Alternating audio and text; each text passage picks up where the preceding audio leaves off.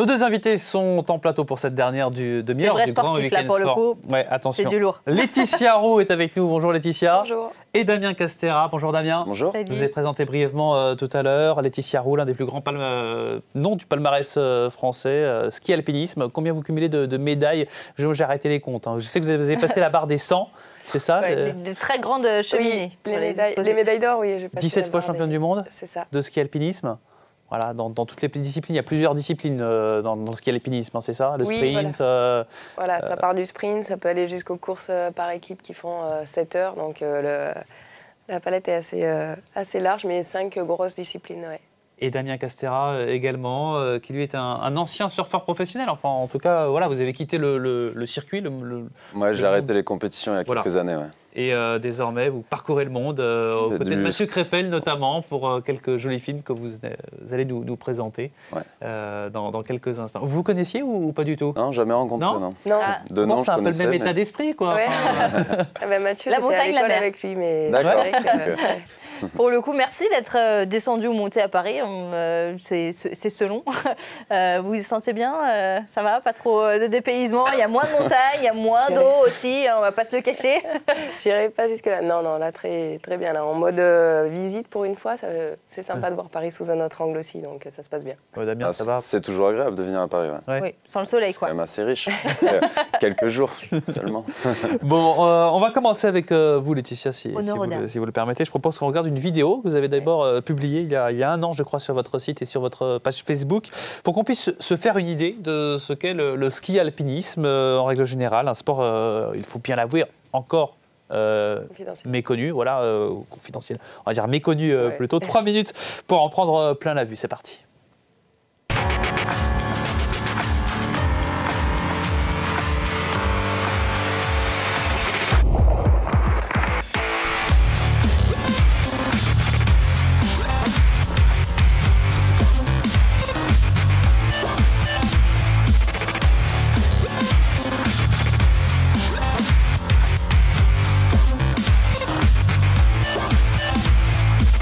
Si à la base j'ai choisi le ski alpinisme, c'est parce que j'aime être en montagne, j'aime les sensations de vitesse, de glisse, j'aime la sensation du dépassement de soi à la montée aussi. C'est tout ça qui me plaît, donc si c'était que le côté sportif et que remporter une course, je crois que je serais peut-être pas sur les skis, quoi.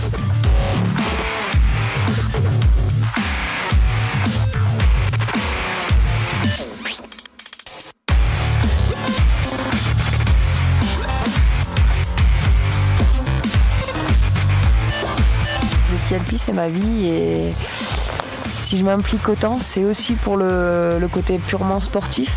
Il faut être à 200% dans l'entraînement. Ça demande de la rigueur dans la vie de tous les jours. Et j'aime bien en fait cette difficulté, ce défi. C'est un style de vie.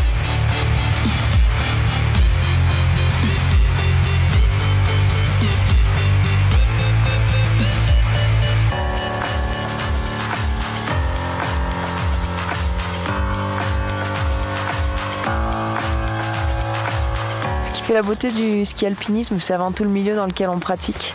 La montagne, c'est un espace sauvage qui demande à la fois de l'humilité parce que c'est un milieu hostile, mais qui inspire à l'évasion et puis également au dépassement de soi.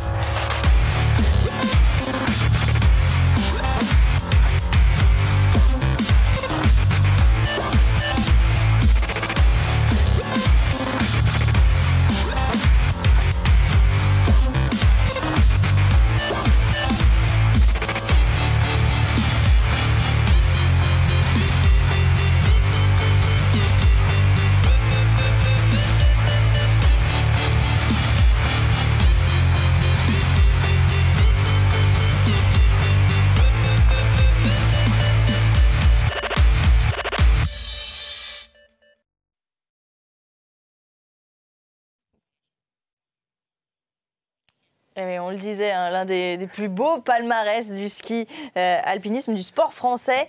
On a vu dans le documentaire, ça date d'il y a un an, 15 titres de championne du monde depuis 17. Voilà, vous avez continué en un an, vous en avez gratté 2 de plus. Où est-ce qu'on entrepose toutes ces récompenses? Pour le coup, quand on en a autant, vous avez une salle spéciale, vous avez, ce que tu disais tout à l'heure, une grande cheminée.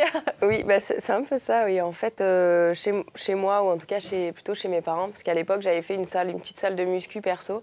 Et là, c'était un petit peu ma salle à moi. Donc, j'avais commencé à mettre les trophées, les médailles. Et puis, maintenant que j'y suis plus beaucoup, c'est mon père, il s'occupe pas mal de ça. Il gère la cheminée aussi. C'est lui qui dépoussière. Ouais, voilà. Ça, je sais pas. Mais... Pourquoi avoir choisi le ski alpinisme? Bon, il faut être né à la montagne, j'imagine. Souvent, on a des parents qui sont profs de ski, non Alors, il aurait aimé, je pense qu'il aurait adoré, mon père, mais il n'est pas moniteur de ski. Par contre, il a toujours fait du ski, toujours fait de la rando. Il a initié ma mère au ski. Donc, moi, je suis née sur les skis. À 2 ans, je commençais à skier. J'ai passé toute mon enfance à Savines-le-Lac, dans les Hautes-Alpes. Donc, on est à 15 minutes de la station de ski. On est vraiment dans une ambiance de montagne. Ce sont des montagnards dans ma famille. Et puis, j'ai fait un début en ski alpin. C'est vrai que j'adore la vitesse, j'adore les sports un peu d'adrénaline, tout ça. Donc j'ai commencé plus par l'alpin, ce qui c'est plus facile chez nous, je pense quand même par rapport à d'autres pays peut-être où ils commencent plutôt le ski alpinisme. Et puis j'ai toujours fait des sports d'endurance et en fait j'ai arrêté l'alpin et je me suis vers 16 ans, j'ai commencé sur le circuit international un petit peu. Donc ça m'a donné de bonnes bases et puis après je me suis redirigée, on va dire, un peu par hasard et naturellement sur le ski alpinisme qui est quand même un sport beaucoup plus d'endurance et ça me correspond quand même mieux par rapport à l'alpin. Vous comprenez hein, sa démarche, ce côté adrénaline qu'on va chercher. Pour le coup, quand vous surfez les plus belles vagues du monde, certaines sont très dangereuses aussi. C'est ça aussi que vous allez chercher, Damien. Oui, c'est sûr, mais c'est vrai que je suis assez fasciné par le monde de l'alpinisme. Il y a une philosophie qui est assez merveilleuse, je trouve. Et alors là, c'est carrément l'endurance et la course. Donc c'est vrai que nous, ce qu'on fait avec Mathieu, on prend le temps, on n'a pas de chronomètre. Et je pense que sinon, je serais très mauvais. Sous la pression. Déjà que c'est pas évident quand on est surfeur d'aller en montagne. On n'a pas forcément le même cardio. Entre la rame et la marche, c'est pas pareil. Donc c'est sûr que là, c'est assez fascinant de voir ça. Ouais. Quelle course vous préférez? Parce que j'ai vu que vous faisiez la Pyramenta, c'est peut-être votre course préférée, je ne sais pas, ça se dispute en binôme en tout cas. Oui. Vous l'avez gagné 6 ou 7 fois peut-être, non? C'est ça. 7 fois. Fait, ouais. Il y a des dénivelés de dingue, il y a des spectateurs tout au long des 4 jours de compétition. Je ne sais pas, c'est votre course préférée peut-être? C'est sûr que j'aurais du mal à dire préférée, mais c'est sûr que la Pyramenta, c'est quand même la course que tout le monde connaît, que voilà, c'est la référence en France, tout le monde la connaît. Et pour nous, en France et puis internationalement en fait. Mais elle est en France, donc c'est vrai que pour nous Français, forcément la Pyramenta c'est quelque chose d'énorme. C'est une ambiance incroyable, c'est 10 000 mètres de dénivelé positif, donc sportivement c'est très relevé. Il y en a d'autres qui sont très belles aussi, comme la dernière de cette saison qu'on a faite, c'est la Mezzalama. Une course, ça se passe... C'est différent dans le sens où c'est une course vraiment glaciaire. On est à 4000 mètres pendant quasiment toute la course. Donc c'est des ambiances qui sont différentes de la Pyramenta quand on ne trouve pas la Pyramenta. Mais voilà, c'est ce genre de course par équipe déjà, parce que c'est des courses qui sont difficiles, qui sont très techniques, où vraiment il y a ce lien de l'équipe qui est très très important et qui est très fort parce que on est dans des conditions difficiles et quand on est je pense dans des conditions difficiles, forcément le lien, la cohésion, elle se renforce. Donc c'est vraiment ces courses-là que je préfère, ça c'est sûr. On est bluffé quand on voit les images comme Damien. Pour le coup, on se pose la question, peu de médiatisation, un sport encore confidentiel, vous disiez méconnu.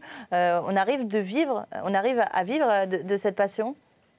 Moi aujourd'hui j'en vis, en particulier grâce à la gendarmerie qui m'a ouvert ses portes en tant que sportif de haut niveau de la défense. Donc je fais partie de l'armée de champions et ça fait maintenant 7 ans que j'y suis. Donc c'est en grande partie grâce à eux qui m'aident déjà financièrement parce que c'est tous les mois un petit salaire, donc ça ne dépend pas directement des résultats, alors que tout le reste, mes partenaires, c'est très lié quand même aux résultats.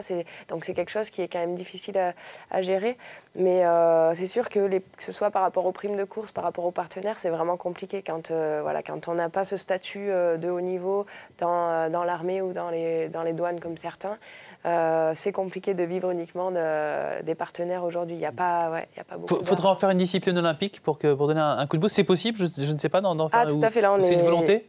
Oui, c'est une grosse volonté. La Fédération internationale travaille là-dessus depuis des années. Ils mettent énormément d'énergie sur les Jeux. C'est en très bonne voie, ça progresse. La Fédération internationale a été reconnue officiellement comme Fédération olympique l'année dernière. D'accord. Donc on est vraiment sur la bonne voie, ça avance très vite. Je pense que ça peut aller très vite, mais aujourd'hui on ne sait pas encore. On ne sera pas au prochain Jeu, on n'y sera pas, c'est tout proche. Mais c'est en 2018. Je pense que ça ne va pas tarder parce que c'est un sport qui le mérite et qui est en plein essor aujourd'hui. Donc on sent vraiment l'engouement des médias, du public. Donc je pense qu'on ne va pas tarder à y être. Bon, et vous faites quoi du coup le printemps, l'été, vous vous ennuyez? Vous restez pas ici, vous vous sauvez ailleurs où il y a des montagnes? Oui, alors je skie pas l'été, contrairement à beaucoup d'autres sportifs d'hiver. Moi, en alpin, on faisait ça, donc on skiait toute l'année. Et en fait, maintenant, déjà, c'est quand même moins pratique pour le ski alpinisme parce que sur les glaciers, c'est quand même pas l'idéal pour nous. Donc l'été, beaucoup de vélo, de la course à pied, de la muscu, un gros travail, un gros travail cardiaque et physique pour préparer, mais je préfère profiter à chaque période de différents sports et des différentes saisons. J'ai besoin de chaleur. Alors, on va en prendre encore plein les yeux, évidemment, avec Damien Castera, parce que, Damien, on a envie de parler de votre dernier film, Odyssea, que vous avez tourné avec Mathieu Crépel. On rappelle le principe, vous partez à la rencontre des plus belles montagnes, des plus belles cimes et des plus belles vagues également du monde. Il y a eu un premier épisode, c'est ça, déjà? On a fait un premier voyage en Alaska. Voilà. En fait, le concept, c'est de suivre le chemin de l'eau. Donc, Mathieu a une association qui s'appelle Du Flocon à la Vague.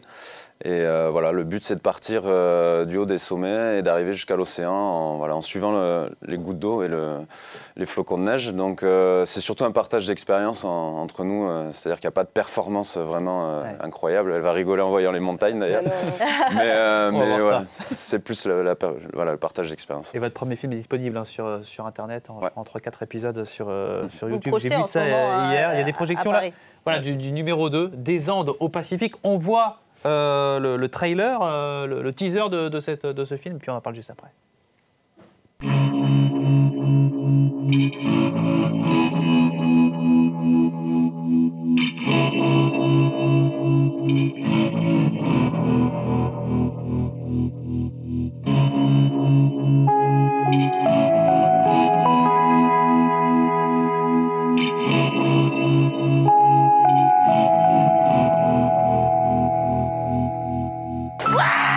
Se le fait ou quoi? Il n'y a pas un seul surfeur dans les environs. Désolé, mais j'ai pas de mots, moi. J'apprécie le moment présent. Dès qu'on va arriver sur une grosse vague, on risque de se retourner en fait. Le truc, c'est que c'est vachement plus compliqué que ce qu'on imaginait. Là, il se rend pas compte, c'est la première truite de sa vie, quoi. Là, il s'habitue mal. Hein. Para nosotros la Madre Tierra es un ñen, es un gran ser que tiene vida propia, que no depende de nosotros y que estamos dando una lucha muy fuerte por muchas generaciones para defender la vida de la humanidad, que haya conciencia de que si no hay Madre Tierra, no hay seres humanos y que si se quiere trabajar, se quiere vivir, convivir con ella, hay que hacerlo con respeto.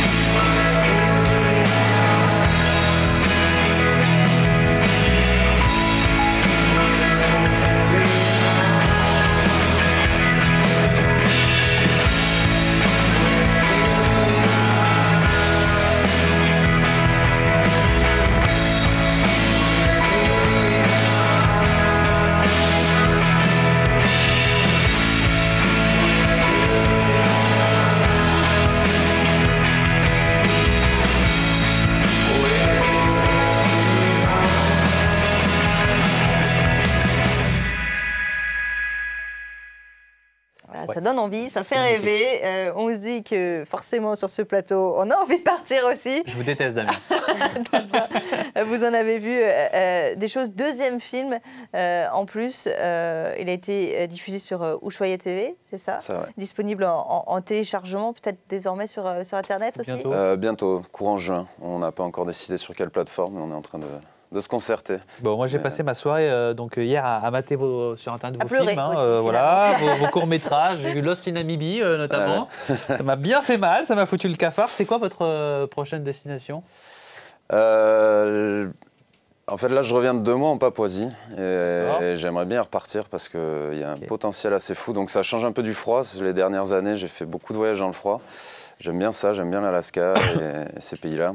Et là, la Namibie, c'est quand même un des endroits tropicaux les plus sauvages où il y a vraiment beaucoup d'exploration à faire. Il y a beaucoup d'îles, les tribus sont très sauvages et vraiment...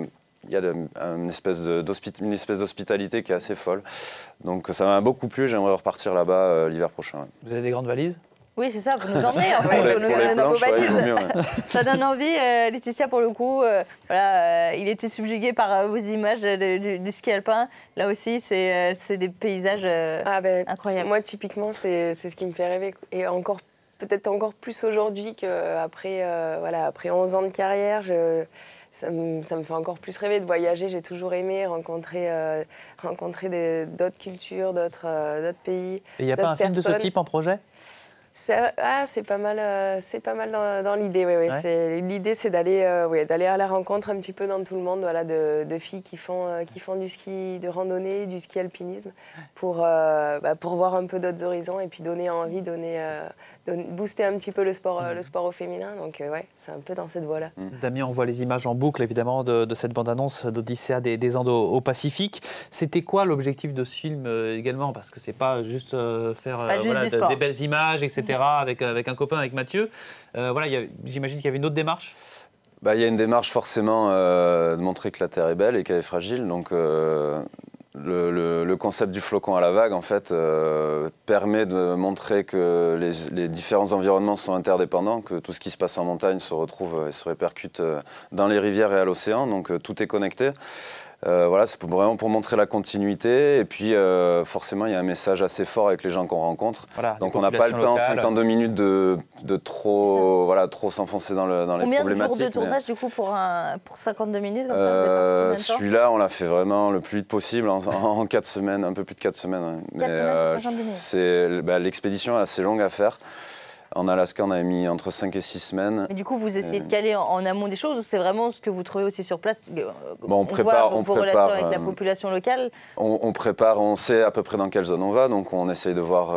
Là, en l'occurrence, au port de la Patagonie, c'est la nation Mapuche, donc le Chili se développe bien, il y a une bonne croissance, et le problème, c'est que les natifs, comme un peu partout sur la planète, sont un peu persécutés, on les écoute pas trop, alors qu'ils ont une conscience écologique assez exceptionnelle. Ils ont une éducation avec les enfants qui est très intéressante, et c'est vrai qu'ils sont parqués dans des réserves, et donc on a passé pas mal de temps avec eux, à discuter, à voir qu'est-ce qu'on pourrait peut-être faire ensemble. Donc ça fait partie du voyage. Quoi. Vous êtes un peu tous les deux des vigies, des sentinelles également de la nature, des sommets. Non mais c'est vrai, on est là au bord de l'eau. À petite échelle. Au quotidien, pour le coup, tellement d'années aussi passées à haut niveau, vous la voyez changer aussi. J'imagine. Ah oui, nous, typiquement, par rapport au glacier, ça fait peur, quoi. Ça fait peur, le glacier blanc, quand j'y allais et que j'avais 10 ans, j'y retourne aujourd'hui, je pense que là, je pleure. Ouais. Le recul, il est impressionnant. Et pareil, Damien, on voit quelques différences. Il y a encore des Nous, c'est la pollution de l'eau, surtout. Ah oui. La pollution de l'eau, les plastiques, les îles de plastique. C'est sûr, avec la surpêche aussi, il y a des endroits où il y a beaucoup moins de poissons. C'est sûr que on le voit, tout le monde le sait, donc je n'apprends rien, mais c'est. Bien sûr, mais vous rapportez aussi ces images et ce témoignage parce que vous êtes au. Voilà, on essaie de le faire vraiment sans moraliser les gens, c'est pas du tout le principe. De toute façon, on n'est pas légitime à faire ça, mais c'est plus montrer des belles images et essayer de avec le discours des gens qu'on rencontre, des autochtones, de prendre un peu conscience. Ouais. On peut encore trouver de nouveaux paysages comme ça, vierges de tout passage humain, où voilà, il n'y a jamais rien de tout passage en Patagonie, non, là non. Hein, je pense que bon, il y a peut-être la chaîne Darwin au sud, où peut-être qu'il y a des endroits assez fous, mais je pense qu'il y a des endroits vraiment profond dans la forêt, en Papouasie, ou alors dans le nord, dans le pôle nord ou pôle sud, je ne sais pas, peut-être. Et Laetitia, c'est quoi un bon spot pour faire du ski alpinisme en France? Si vous en avez un à nous conseiller, où on peut peut-être découvrir un peu la discipline et où on peut s'amuser. Cracher nos poumons à notre niveau, du coup, plutôt. En fait, il y en a plein, c'est ça le ski alpinisme, je pense que ça se pratique partout. Hein. Il faut pas que la montagne soit trop abrupte comme à Cham. Cham, finalement, c'est bien pour la pente raide, c'est bien pour l'alpinisme pur, mais pour le ski alpinisme, c'est un peu trop raide. Mais moi, dans les Hautes-Alpes, on peut skier plus ou moins partout. L'hiver, je suis dans les Aravis, au-dessus d'Annecy, c'est pareil, c'est des montagnes qui sont top pour le ski alpinisme. Laetitia Roux, Damien Castera, merci beaucoup à tous les deux. On espère qu'ils vous ont donné envie. On voulait signaler aussi que voilà, on a vu la bande-annonce d'Odyssea des Indo-Pacifiques. Bravo à William Tuitou, c'est ça qui a réalisé le film. Ouais, voilà, un grand bravo, apparemment on le connaît en régie. When We Were Kids, la boîte de production, ils sont bien bougés. Ouais. Vous lui passerez le bonjour et puis le bravo aussi de la part de BFM Sport, d'accord? Je me donnais envie d'explorer justement toutes ces richesses de la nature. Merci d'être venu dans le Grand Week-end Sport. On est amateur de sport, on va regarder ce qui nous attend aujourd'hui. Pour conclure effectivement le Grand Week-end Sport, regardez ce qui vous attend à la télé, chez vous, du Giro, de la Première Ligue, Liverpool, Southampton, il y a un Arsenal Manchester United, ne pas manquer également, de la Pro A avec le choc entre Lasvel et Strasbourg, et puis ce soir Marseille-Nice, évidemment, toutes les images vous les verrez sur BFM Sport. Merci à vous encore une fois, merci Leslie. Oui, on va remercier également les personnes qui ont travaillé sur cette émission, en régie, Lionel Mourvan à la réalisation, Jimmy Brown à l'édition aidée de Thomas Saint-Jean, toutes les équipes de BFM Sport. Merci à vous. On ne se retrouve pas le week-end prochain, mais c'était un plaisir de travailler avec toi, Nicolas. C'est Thibaut qui me remplacera. C'est Thibaut qui C'est plutôt moi qui remplace Thibaut de temps en temps. C'est Thibaut qui revient de vacances. Salut à tous, bonne journée sur BFM Sport et n'oubliez pas, allez voter.